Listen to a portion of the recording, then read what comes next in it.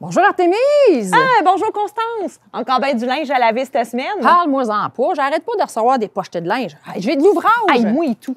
Regarde-moi ça, là. C'est tout taché, là. Va falloir que je frotte sans bon sens. Une chance qu'il fait beau. Ah, c'est vrai que c'est beau ici. De quoi tu parles? Ben, je te parle de chez nous, des bois francs. Ah, t'as raison. C'est vrai que c'est beau, les bois francs. Hey, des fois, je me demande, là, c'est qui les premiers arrivants, là, qui sont venus ici? Hey, il paraîtrait que d'après l'épouse de mon beau-frère, qui est cousine avec la voisine de mon frère... Ta sœur, finalement? Ouais. Ben, ce serait les Abénakis. Les Abénaquois? Non, pas les Abénaquois. Les Abénakis. Ah! Les Abénakis. C'est qui, ça, les Abénakis?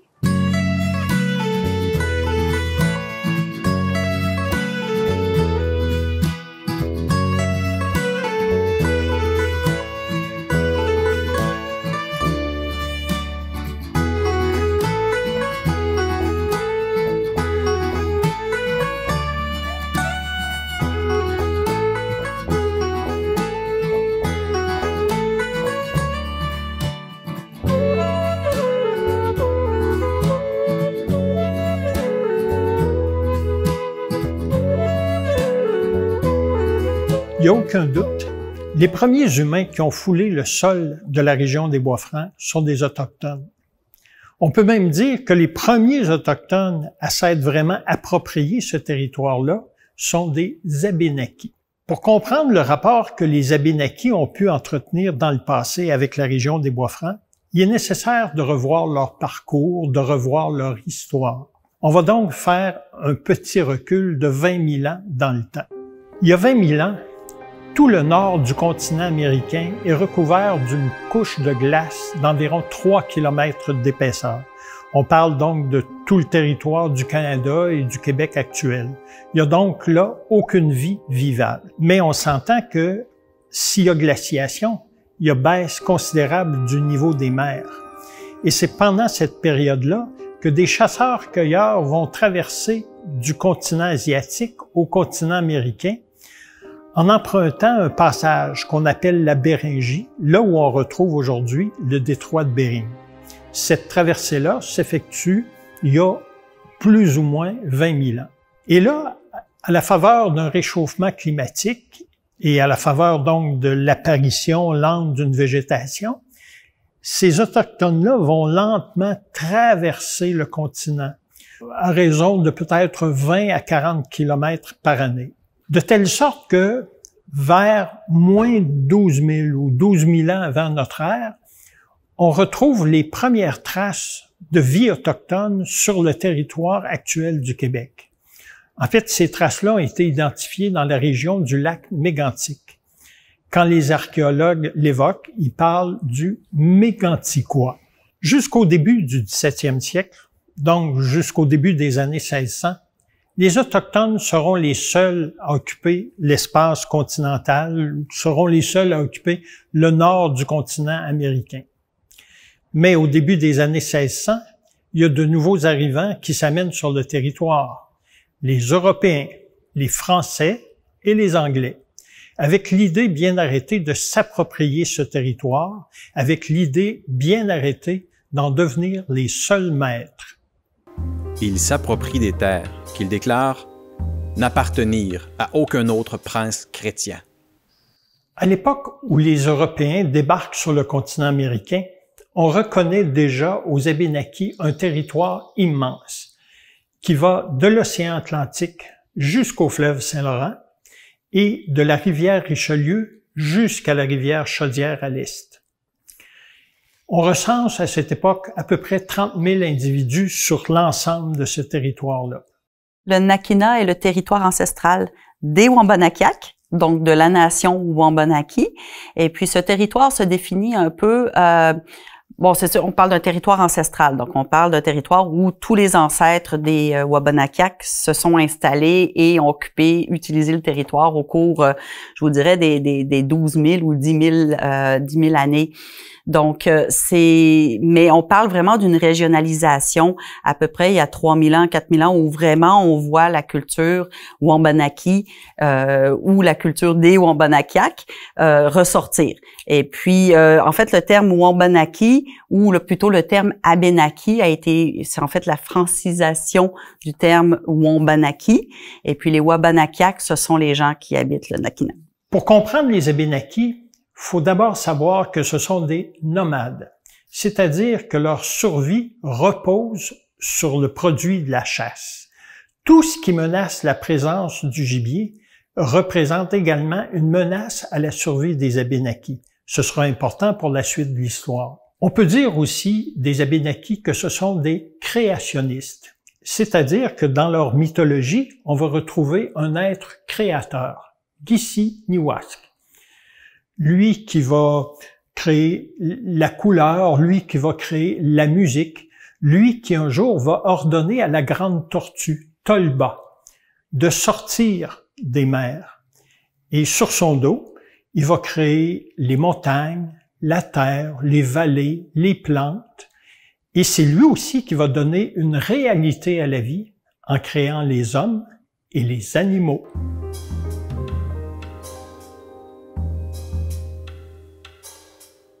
Les premiers colons anglais qui débarquent sur le continent américain arrivent sous la houlette d'une communauté religieuse extrêmement puritaine, extrêmement rigoriste, les Pilgrim Fathers, les pères pèlerins. Et cette communauté-là se croit chargée d'une mission divine, coloniser le continent, le civiliser, le christianiser. Au début, les rapports entre les pères pèlerins, les colons anglais et les Abénakis vont être des rapports plutôt amicaux, plutôt cordiaux. Mais rapidement, les choses vont se gâter. Pourquoi? Parce que les Abénakis commencent à prendre en grippe ces Anglais-là, qu'ils appellent les Bostonnais, ou dans leur langage, les Bastagnacs, qu'ils accusent d'utiliser toutes sortes de subterfuges pour s'accaparer le sol qui est le leur.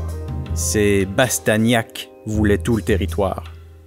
Et ils ont utilisé mensonges, guerres et cadeaux empoisonnés pour l'obtenir. De plus, la colonisation et le défrichement des terres font fuir le gibier, ce qui est une attaque directe, une menace directe à la survie des Abénakis.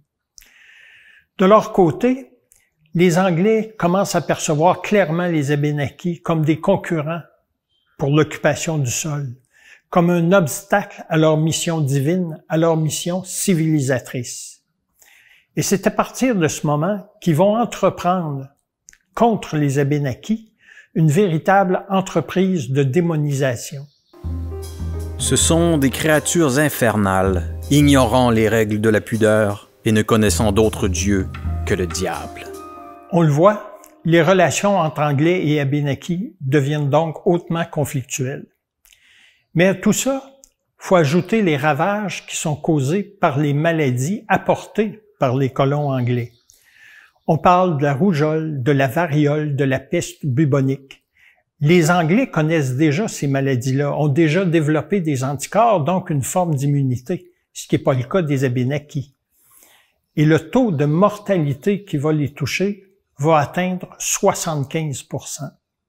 Pour les pères pèlerins, il s'agit là d'un signe divin. Dieu a voulu qu'une peste emporte la plupart des sauvages pour nous faire une place. Les guerres, les différentes guerres coloniales qui vont avoir lieu, donc dès 1689, vont mener à la destruction de certains villages abénakis, en commençant par des villages qui sont davantage dans le New Hampshire et éventuellement dans le Maine.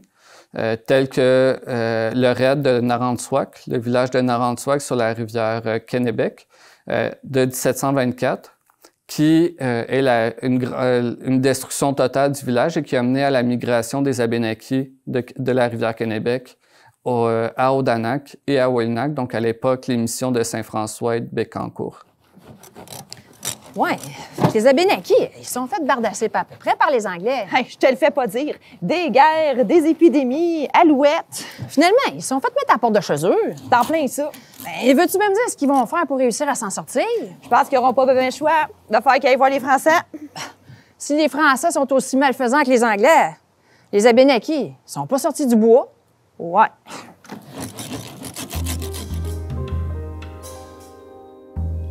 Les rapports que les Abénaquis vont entretenir avec les Français vont être bien meilleurs que ceux qu'ils entretenaient avec les Anglais. Il faut comprendre qu'au départ, la Nouvelle-France, c'est pas d'abord une entreprise de colonisation, c'est surtout une entreprise commerciale. En fait, ce que veulent les Français, c'est s'enrichir grâce au commerce des fourrures. Ce qu'ils veulent, c'est la peau de castor. Le poil de ces peaux-là sert à fabriquer les chapeaux, les fameux tricornes que tout le monde porte en Europe. Donc, plutôt que de voir l'Abénaki comme un adversaire, comme un ennemi, on va plutôt le voir comme un allié, un fournisseur de fourrure, un merveilleux guide, un pisteur dans les bois, et aussi comme un précieux allié dans les guerres qu'il faut continuellement mener contre les Anglais, qui sont une menace permanente pour la Nouvelle-France. Ordre viendra donc de très haut. Obligation sera faite aux Français de traiter les Abénakis avec respect. Les officiers, les soldats et tous les sujets de Sa Majesté doivent traiter les Autochtones de façon équitable, sans jamais avoir recours à la violence. De leur côté, les Abénakis vont considérer les Français comme des protecteurs, mais aussi comme de puissants alliés dans leur rêve de reconquête des territoires d'où ils ont été chassés par les Anglais. Pour les Français, la cordialité est de mise, mais il arrive parfois qu'on considère l'Abénaki comme un personnage très énervant. Par exemple, il y a un officier français, Bougainville, qui se plaint de leur indiscipline à la guerre. Alors que les Français cherchent à bénéficier de l'effet de surprise, alors qu'ils essaient de faire preuve de discipline, les Abénakis approchent l'ennemi de toutes parts en poussant de hauts cris, ce qui est complètement contraire à la philosophie militaire des Français. Bougainville va pas hésiter à les comparer à des maringouins. Des maringouins plus incommodes 1000 fois que les véritables, qui les sont horriblement. On doit tout de même parler de relations très cordiales entre Abénakis et Français. En 1706, le grand chef Atequando va être reçu en personne à la cour de Louis XIV, qui, selon la légende, l'aurait ennobli. En 1748, les Abénakis vont faire don à la cathédrale de Chartres d'un magnifique wampum, fait de 11 000 perles de verre. Ce wampum fait d'ailleurs toujours partie du trésor de la cathédrale de Chartres. Et en troisième lieu, il faut absolument mentionner les nombreux raids auxquels vont participer les Abénakis conjointement avec les Français, raids militaires qui sont dirigés contre leur ennemi commun, les Anglais.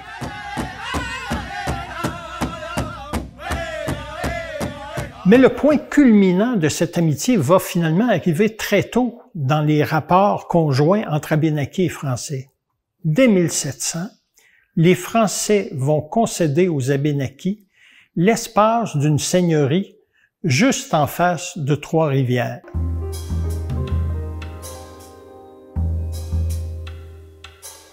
À partir de 1700, les Abénakis vont prendre pied de façon définitive dans la région qu'on appelle aujourd'hui le centre du Québec.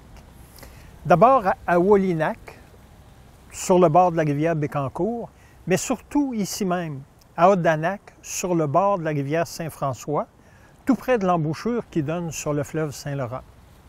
Odanak va devenir la base organisationnelle, le cœur de la nation abénakise. Odanak, ça va aussi être une mission, la mission Saint-François qui va être encadrée par les Jésuites. Mais surtout, Odanak va devenir fort Odanak dès 1704. Il s'agit d'un petit fort en bois qui va servir en quelque sorte de défense stratégique de la Nouvelle-France. On retrouve au musée des Abénakis à Odanak une très belle maquette qui représente ce qu'a été ce fort-là. Il ne faut surtout pas l'oublier, les Abénakis sont de farouches guerriers et ils ont un compte à régler avec les Anglais qui leur ont volé leurs terres le long de la côte atlantique. Ils manqueront donc jamais une occasion d'accompagner les Français dans les raids militaires contre les Anglais. Les Abénakis ne manquent jamais une occasion d'aller lever des chevelures. les Anglais vont garder une solide rancune contre les Abénakis et ils vont leur faire payer le gros prix. Au moment de la conquête, ils vont prendre d'assaut le fort Odanak. Ça va se passer le 4 octobre 1759, à peine quelques semaines après la bataille des Plaines d'Abraham. À l'aube du 4 octobre, donc, les Anglais prennent d'assaut fort Odanak. À ce moment-là, les guerriers ne sont pas présents dans le fort puisqu'ils sont allés prêter main forte aux Français qui sont aux prises avec les Anglais dans la région de Québec. Alors, les Anglais vont donner l'assaut, faire une trentaine de morts, surtout des femmes et des enfants. Cet épisode-là va rester longtemps dans la mémoire collective des Abénakis. On en parle comme du massacre d'Odanak. Ça va laisser dans la mémoire des Abénakis, ça va causer, en fait, un traumatisme durable. Une fois devenus maîtres du continent et seuls maîtres, les Anglais vont imposer aux Abénakis une soumission totale. Tant qu'ils se comporteront comme ils le doivent, ils ne seront pas inquiétés. Quand ils s'émanciperont et s'écarteront de ce devoir, je saurai les en punir. Les Abénakis n'auront pas d'autre choix que de se soumettre aux autorités britanniques. En même temps, ils vont décider de se replier sur Odanak, qui avait été et qui va rester finalement le cœur de leur organisation, le cœur de la nation. Mais le problème, c'est que d'autres colons vont arriver et s'installer autour des Abénakis, défricher les terres, ce qui fait fuir le gibier, de telle sorte que les Abénakis finissent par demander aux autorités anglaises de leur concéder des terres sur les territoires un peu plus au sud, donc dans la région qu'on appelle aujourd'hui le centre du Québec, qui inclut évidemment la région des Bois-Francs. On sait que ces régions-là, les Abénakis les connaissent déjà. À preuve, les vestiges d'un campement abénaki qu'on aurait retrouvé dans la région d'Inverness, vestiges qui dateraient d'environ 1800. À preuve également, un rapport d'arpenteur, rapport qui date de 1802 et qui fait mention d'une rencontre avec des Abénakis le long de la rivière Nicolet dans le canton d'Arthabasca. De ce point, pour une distance de 10 000, ils pouvaient remonter la rivière sans portage jusqu'à la colonie française et ce, en une demi-journée. Les autorités britanniques vont finir par consentir à concéder des terres aux Abénakis dans ce qui est aujourd'hui la grande région du centre du Québec. Il va donc y avoir tentatives d'établissement, mais ces tentatives-là vont toutes rester sans suite. En 1815, là où se situe aujourd'hui le village de l'Avenir, on va voir apparaître de 25 à 30 huttes qui forment comme un petit village abénaki. Mais rapidement, nouvelle colonisation, nouveau défrichement, ça fait encore fuir le gibier. Donc, les Abénakis vont abandonner ce territoire-là et dès 1830, finalement, il n'en reste presque plus rien. En 1832, c'est dans le canton d'Arthabasca que les Abénakis vont réclamer des terres. Et encore une fois, les autorités britanniques vont accepter. On va même créer une réserve, ce qu'on va appeler une réserve indienne, à leur intention. Les Abénakis de Wolinak vont déposer une pétition auprès des autorités coloniales britanniques afin d'avoir de nouvelles terres où s'établir. Pourquoi on veut aller s'établir à ces endroits-là? C'est que la colonisation des basses-terres du Saint-Laurent et plus précisément de la rivière Bécancour empiète beaucoup sur le territoire de Wolinak et donc mène à un manque de ressources fauniques, donc pour la chasse, halieutique pour la pêche, floristique pour la cueillette, et donc perturbe globalement le mode de vie et la qualité de vie des Abénakis de Wolinak. On demande notamment qu'on puisse aller prospecter et choisir des terres, ce qui va être accordé aux Abénakis. On va revenir avec une demande de 150 km² de terre dans le canton de Warwick et d'Arthabasca, donc qui chevauchent à ce moment-là les deux cantons. Les autorités britanniques vont ensuite demander à l'arpenteur Benjamin Écuyer d'aller délimiter ce territoire-là. ce qu'on s'aperçoit lorsqu'on regarde le rapport de l'arpenteur, c'est que le territoire prospecté ou arpenté fait plutôt 10,5 km². Donc, on parle seulement un peu plus de 10% du territoire originel que les Abénaquis demandaient. La réserve amérindienne se situe aujourd'hui là, à peu près au sud du boulevard Pierre-Roux, à l'ouest de la ville. Donc, ça descend, la limite là, à l'est, c'est à peu près la rue du Nant. Là. Ça descendait, ça traversait la rivière Nicolet et ça descendait jusqu'à peu près le rang Mathieu, donc dans le prolongement là, de la rue Gamache.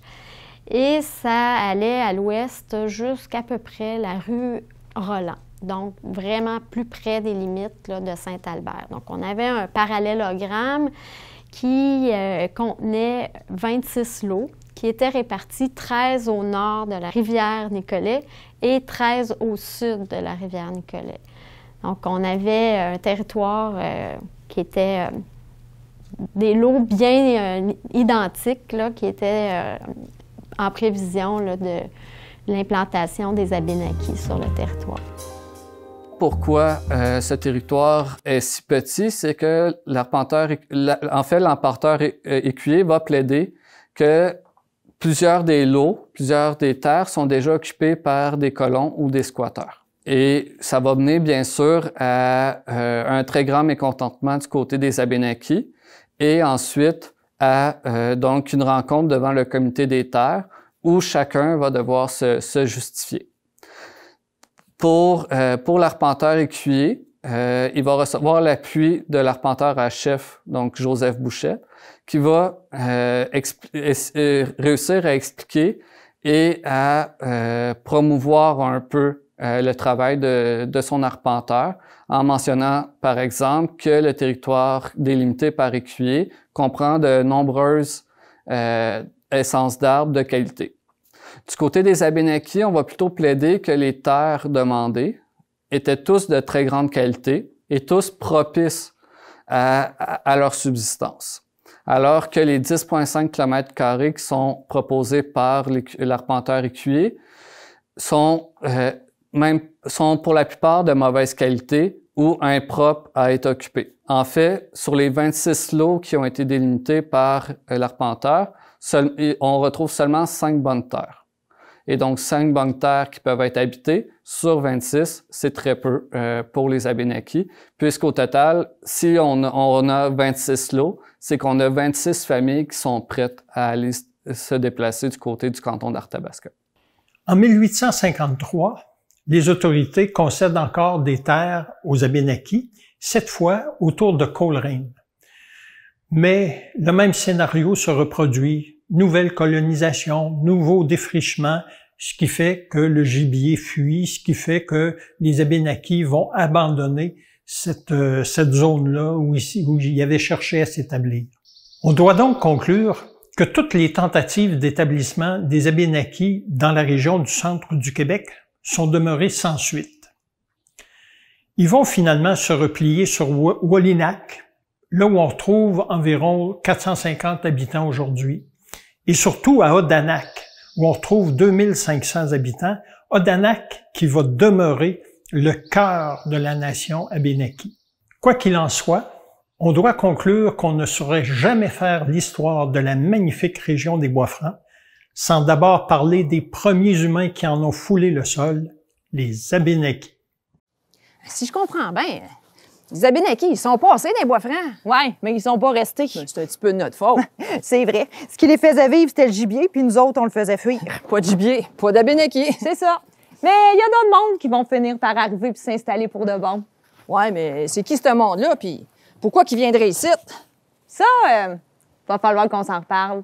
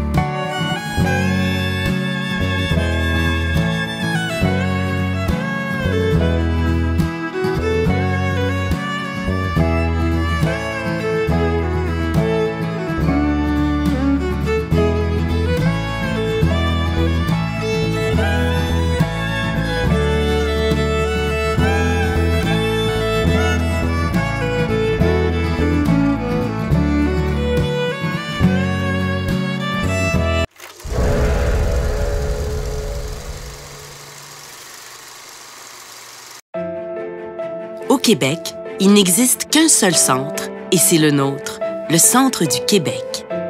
Une région vivante et accueillante, un coin de pays où il fait bon vivre. Une région qui fait la fierté de nos parents et le bonheur de nos enfants. Ici, on ne reste pas les bras croisés, on ne fait pas que parler, on agit. Nous sommes des entrepreneurs dans l'âme, et entreprendre, ça veut dire se retrousser les manches ensemble pour faire aboutir les choses. Nous sommes la plus jeune région administrative du Québec. L'avenir nous sourit et toutes les possibilités se retrouvent autant ici que là. Le potentiel est partout, aux quatre coins de ce petit pays. Ici, on se tient les coudes serrés.